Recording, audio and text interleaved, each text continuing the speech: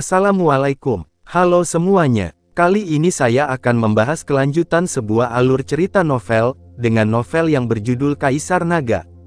Jangan lupa buat teman-teman untuk like, komen, subscribe and share ya.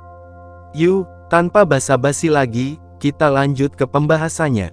Di episode sebelumnya, Huang Qianlong mengangguk dan memimpin beberapa orang untuk bergabung dengan Lu Ming. Lu Ming juga bertanya kepada Huang Qianlong apa yang terjadi, bagaimana situasi tentara Zhenbei saat ini. Jenderal, dia dibunuh.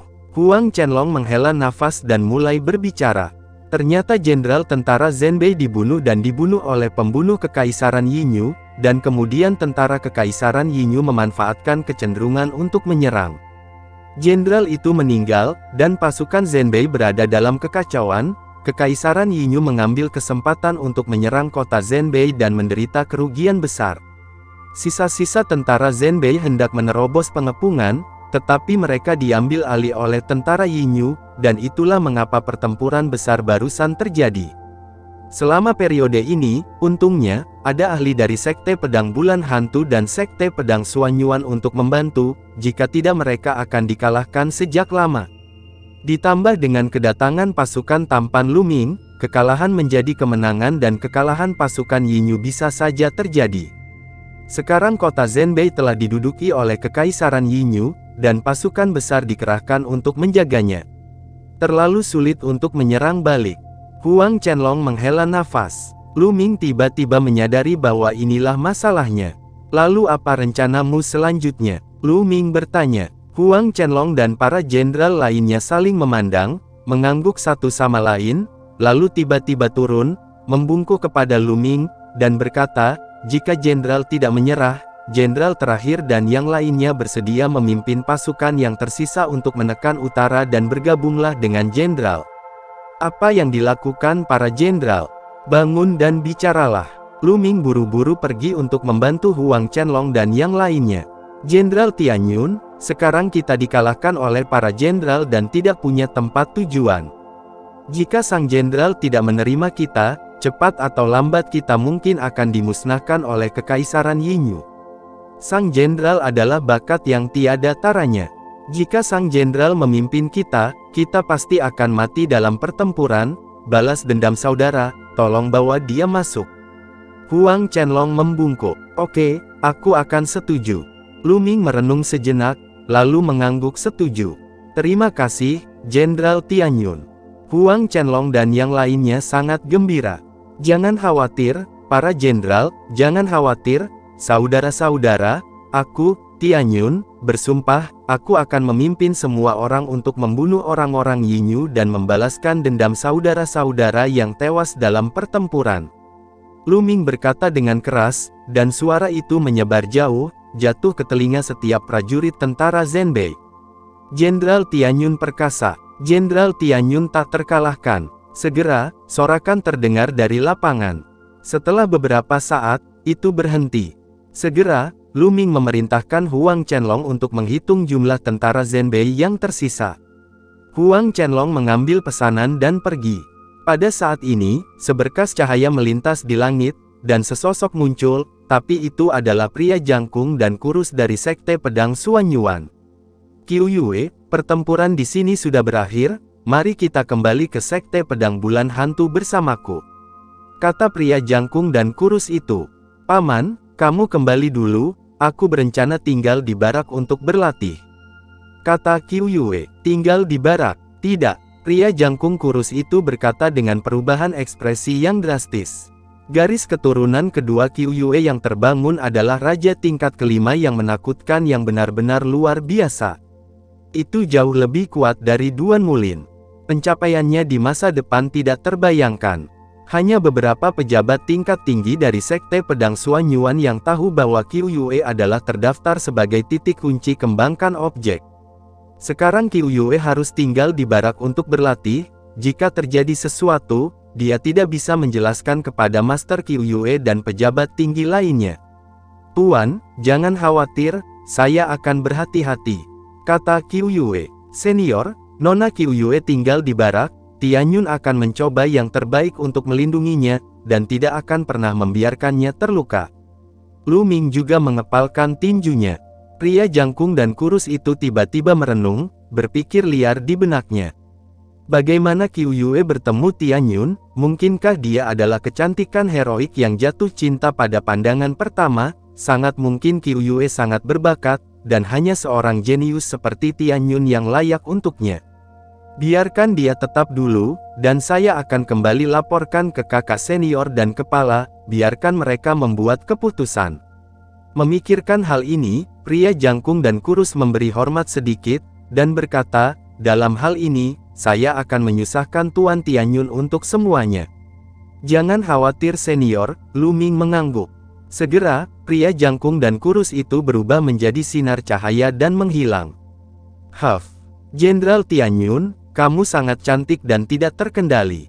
Saat kamu berbaris dan berkelahi, kamu tetap tidak lupa untuk menculik sedikit kecantikan. Ada apa? Terlalu dingin di malam hari, gunakan untuk menghangatkan tempat tidur. Pada saat ini, suara samar terdengar, Xian Yanxing menunggang Raja Serigala dengan sisik darah merah datang dan berkata. Sepasang mata menatap Qiu Yue dengan hati-hati, dan ada pandangan suram di kedalaman matanya. Ahem, Xiao Qing, omong kosong apa yang kamu bicarakan? Lu Ming terbatuk beberapa kali, lalu memutar matanya, mendekati Xian Yanxing, dan berkata, apa, nadamu masam, tidak bisakah kamu cemburu, apakah kamu cemburu? Omong kosong apa yang kamu bicarakan, aku, bagaimana aku bisa cemburu padamu, mimpi saja. Jantung Xian Yanxing berdetak kencang, dan dia buru-buru menyangkalnya. Tapi jantungnya berdenyut lebih kencang, dan perasaan yang tak bisa dijelaskan di hatinya membuatnya sedikit bingung. Ketika dia melihat Lu Ming dan Qiu Yue bersama, dia benar-benar merasakan sakit yang tak bisa dijelaskan di hatinya. Apakah aku benar-benar cemburu? Xian Yanxing terus memutar pikirannya, tetapi menatap Lu Ming dengan ganas, menggertakkan giginya untuk sementara waktu. Lu Ming ngeri melihat penampilannya, dan bertanya-tanya apakah wanita ini sakit.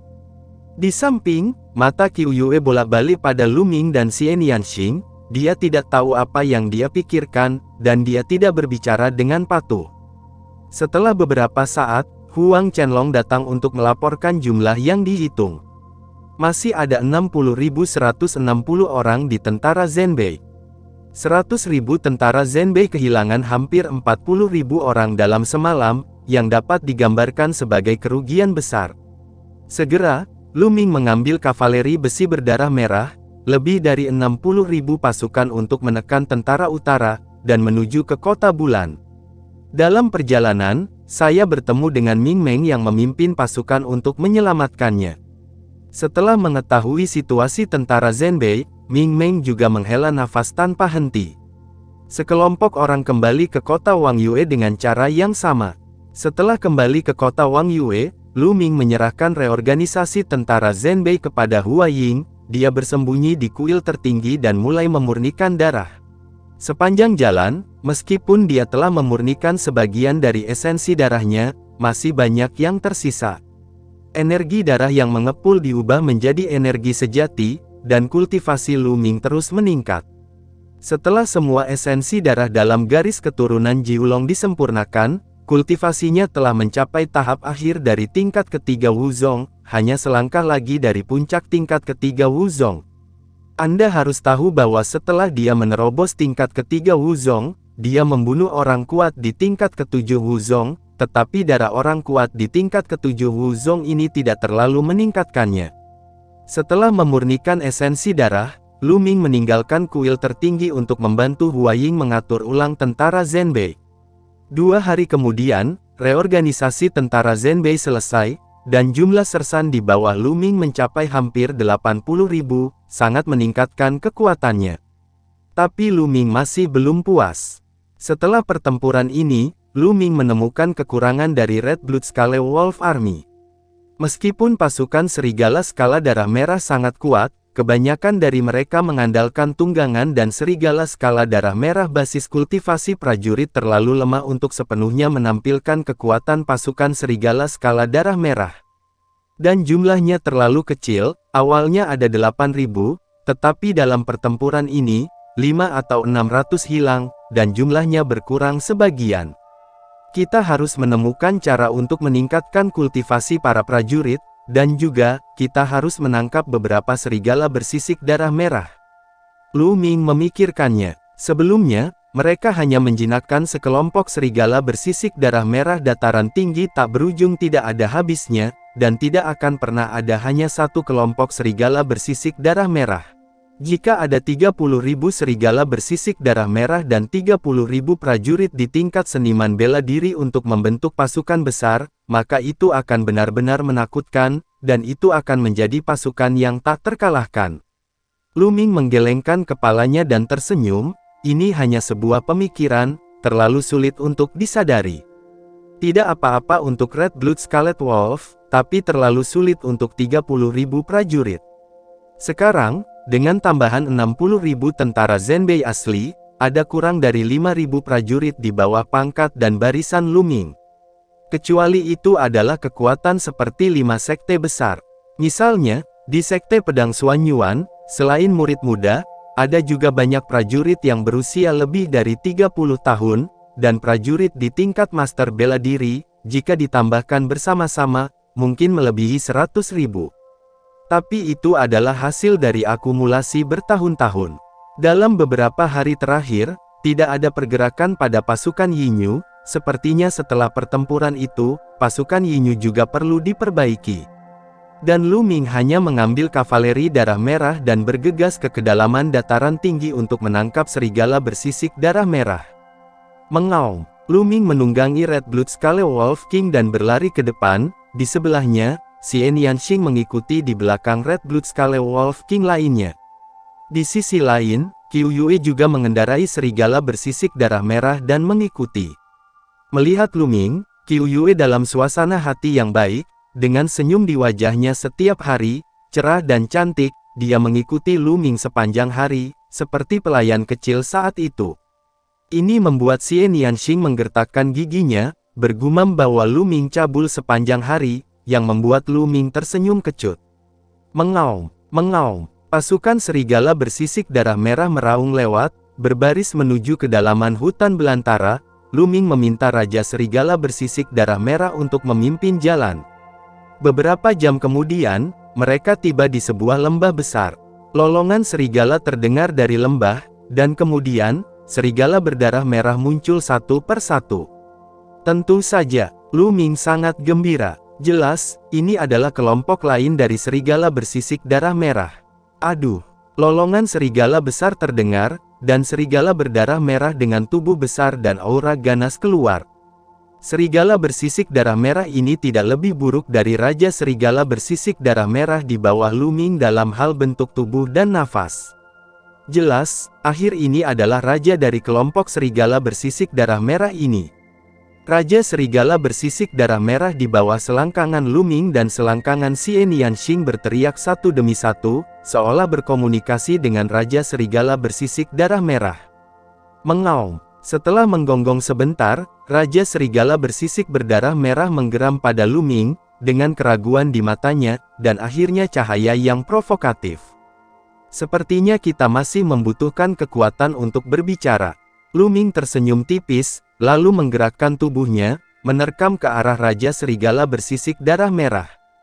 Mengaum, Raja Serigala skala darah merah juga bergegas maju, satu orang dan satu serigala, bertarung bersama. Setengah jam kemudian, ketika Lu Ming terus berangkat, ada lebih dari 5.000 serigala bersisik darah merah di belakangnya. Ini adalah jumlah kelompok serigala bersisik darah merah barusan. Dan Raja Serigala bersisik darah merah menjadi tunggangan Qiu Yue. Namun, Lu Ming masih belum puas dan terus mencari di dataran tinggi. Di dataran tinggi, ada serigala berdarah merah yang jumlahnya tidak diketahui, mereka telah tinggal di sini selama bertahun-tahun tanpa akhir. Dalam 3 hari, Lu Ming menemukan 5 bungkus serigala bersisik darah merah. Serigala berdarah merah ini adalah kelompok terkuat, dengan jumlah total lebih dari 10.000. Yang terburuk hanya 2.000 ekor. Melalui 2 Raja Serigala bersisik darah merah pertama, ditambah kekuatan Lu Ming, ditambah dengan penindasan nafas Lu Ming dan Xian Yanxing dari Xiao Yue Sirius King, serigala bersisik darah merah ini ditundukkan satu per satu. Segera, jumlah serigala bersisik darah merah di bawah Lu Ming melebihi 30.000, mencapai sekitar 32.000. Sesampainya di sini, Lu Ming harus berhenti. Karena monster yang muncul di bagian yang lebih dalam dari dataran tinggi terlalu kuat, beberapa mencapai tingkat keempat dan ke-8, atau bahkan tingkat keempat dan ke-9. Lu Ming dan yang lainnya mungkin akan menderita kerugian besar jika mereka terus bergerak maju. Namun, ada lebih dari 30.000 serigala bersisik darah merah, itu sudah cukup. Segera, Lu Ming kembali ke kota Wang Yue dengan serigala skala darah merah. Tak perlu dikatakan, secara alami menyebabkan goncangan seperti tsunami. Tentara Zhenyu sangat iri, sedangkan tentara Yuan Zhenbei yang berlindung di Lu Ming sangat gembira. Lu Ming juga tidak pelit, dan mengirim ratusan kepala ke Ming Meng. Selebihnya, Lu Ming memilih lebih dari 30.000 orang dengan kultivasi terkuat untuk membentuk kavaleri serigala bersisik darah merah. Jumlahnya 31.000. Di antara mereka, ada 1.000 orang yang disebut pengawal darah merah, yang terkuat dan paling elit, bertugas sebagai penjaga Lu Ming. 30.000 orang lainnya membentuk pasukan, dan Lu Ming untuk sementara menyerahkannya kepada Huaying untuk manajemen dan pelatihan terpadu. Tunggangan Huaying juga digantikan oleh Raja Serigala Berdarah Merah, yang membuatnya lebih mudah diatur. Lu Ming merasa lega. Selain sesekali berlatih seni bela diri dengan Qiu Yue, dia menghabiskan sebagian besar waktunya untuk berlatih. Di kuil tertinggi, Lu Ming duduk bersila. Dia baru saja memurnikan ratusan rumput spiritual, dan berlatih tubuh perang 10.000 roh untuk meningkatkan kekuatan fisiknya. Saat ini, dia berhenti berlatih. Kowloon menginjak langit sangat sulit untuk dipraktikkan. Setelah sekian hari, langkah pertama masih belum sempurna, tetapi saya merasa bahwa saya memiliki beberapa pengalaman baru-baru ini. Selama saya terus memahaminya, saya akan dapat berlatih lebih cepat atau nanti. Ada juga langkah ketiga dari 3 telapak tangan, telapak dao surgawi. Saya tidak tahu, jika saya bisa membuatnya, itu pasti akan menjadi kartu truf saya. Pikir Lu Ming. Saat ini, perlu berlatih teknik pertarungan naga dan memahami kekuatannya setiap hari, dan yang lainnya adalah berlatih berbagai seni bela diri. Setiap hari, Lu Ming merasa tidak ada cukup waktu. Memikirkan hal ini, Lu Ming menggerakkan tangannya, dan sebuah cincin penyimpanan muncul. Cincin penyimpanan raja, apa isinya? Lu Ming melihat ke cincin penyimpanan dengan antisipasi yang kuat di matanya. Benar sekali, cincin penyimpanan ini adalah cincin penyimpanan Raja Bela Diri yang diperoleh Lu Ming dari peninggalan leluhur suku Donyi. Untuk cincin penyimpanan ini, Lu Ming pernah bertarung dengan Xian Yanxing, dan akhirnya Xian Yanxing memilih pedang giok kecil. Ada formasi prasasti yang kuat pada cincin penyimpanan ini. Lu Ming tidak bisa memecahkannya sebelumnya, jadi dia hanya bisa menggilingnya perlahan dengan air. Namun baru-baru ini, Lu Ming merasa bahwa formasi prasasti pada cincin penyimpanan longgar dan akan terbuka. Hari ini, mari kita buka sepenuhnya. Mata Lu Ming berkilat, dan kemudian, tangannya menyala, dan ki yang kuat mengalir menuju cincin penyimpanan. Cincin penyimpanan ditangguhkan di udara, dikelilingi oleh tirai tipis, tetapi tirai tipis ini menjadi sangat tipis, dan runtuh di bawah energi sejati Lu Ming. Hancurkan! Lu Ming berteriak ringan, dan energi sejati Zanlong bersirkulasi, seperti naga kecil sungguhan, bergegas menuju tirai cahaya. Tiba-tiba, tirai cahaya memancarkan cahaya terang dan membengkak dengan cepat. Ketika membengkak hingga ukuran beberapa meter, itu meledak dengan letupan. Formasi prasasti cincin penyimpanan rusak. Lu Ming sangat gembira, meraih cincin penyimpanan dan tenggelam ke dalamnya. Ini sangat besar. Perasaan pertama adalah bahwa ruang untuk menyimpan cincin itu sangat besar. Lu Ming memperkirakan bahwa bahkan jika sebuah gunung dilemparkan ke dalamnya, itu bisa muat. Setelah itu, Lu Ming melihat tumpukan barang di ring penyimpanan. Ini dia, tentara spiritual, baju besi, pil, dan buku latihan rahasia. Lu Ming meliriknya dan melihat dengan kasar. Tapi setelah Lu Ming membacanya sekali, dia terkejut. Nyatanya, Senjata spiritual, armor, pil, dan cheat ini tidak terlalu canggih, poin kuncinya adalah jumlahnya terlalu banyak. Tombak perang dan pedang perang menumpuk seperti gunung, memancarkan kilau dingin. Sepotong baju besi ditumpuk lebih tinggi dari gunung, dan pil dalam botol giok juga ditumpuk seperti gunung. Ada terlalu banyak, terlalu banyak. Lu Ming memperkirakan setidaknya ada ratusan ribu set baju besi spiritual dan seterusnya. Ini hanyalah gudang senjata. Lu Ming mengambil beberapa dan melihatnya, dan menemukan bahwa sebagian besar pelindung spiritual ini adalah prajurit spiritual tingkat 2, ada beberapa prajurit spiritual tingkat ketiga, dan untuk prajurit spiritual tingkat 4, jumlahnya tidak banyak. Ini adalah pil Juyuan dan pil Poyuan. Ketika Lu Ming memeriksa pil tersebut, awalnya dia terkejut, lalu bersemangat dan gembira. Mengumpulkan Yuan pil dapat memungkinkan prajurit di alam prajurit, atau bahkan prajurit di alam prajurit, untuk meningkatkan kultivasi mereka dengan cepat. Tapi pil Yuan yang pecah bisa membuat orang menerobos dunia. Levelnya tidak tinggi, kebanyakan dari mereka adalah pil tingkat kedua, yang tidak berguna bagi para pejuang di ranah seni bela diri yang hebat, tetapi sekali lagi, jumlahnya terlalu banyak. Tidak heran Lu Ming sangat bersemangat, hal-hal ini dapat melengkapi pasukan yang sangat besar. Bagaimana bisa ada begitu banyak benda tingkat rendah di cincin penyimpanan Martial King yang kuat? Kemudian, setelah memikirkannya, Lu Ming mengerti. Suku Donyi menduduki wilayah yang sangat luas saat itu dan mendirikan sebuah kerajaan. Saat ini, sebagian besar Kekaisaran Laisun, Kekaisaran Bulan Yin, dan bahkan Kekaisaran Zhao darah milik orang-orang Donyi. Suku Donyi adalah kerajaan berukuran sedang saat itu, tetapi kemudian dihancurkan. Ada begitu banyak prajurit spiritual tingkat rendah, pil, del di cincin penyimpanan nenek moyang suku Donyi, mereka pasti berpikir untuk membentuk pasukan besar dan membangun kembali kerajaan Donyi di masa depan. Tapi dia meninggal sebelum menyadarinya, dan sekarang semuanya lebih murah untuk Lu Ming. Hahaha, sangat sulit ditemukan di mana saja, mudah untuk sampai ke sini, bagus, dengan cara ini, pasukan besar yang bisa saya bentuk, kavaleri besi serigala skala darah merah dan sersan lainnya memiliki semua peralatan perbarui, kekuatan pasti akan sangat meningkat. Lu Ming berpikir dengan gembira. Memikirkan hal ini, Lu Ming langsung keluar dari kuil tertinggi, dan kemudian mengumpulkan puluhan orang termasuk letnan dan jenderalnya. Ketika Lu Ming menggunakan beberapa cincin penyimpanan kosong untuk mengemas pil pelindung spiritual ini secara terpisah dan menunjukkannya kepada para letnan dan sebagian jenderal, orang-orang ini langsung membatu di sana. Mereka semua menatap dengan mata terbelalak, membuka mulut, menatap Lu Ming dengan bingung, tidak percaya, dan tetap tidak bergerak. Butuh waktu lama bagi mereka untuk bereaksi satu persatu, gemetar karena kegirangan. "Jenderal, ini milikmu."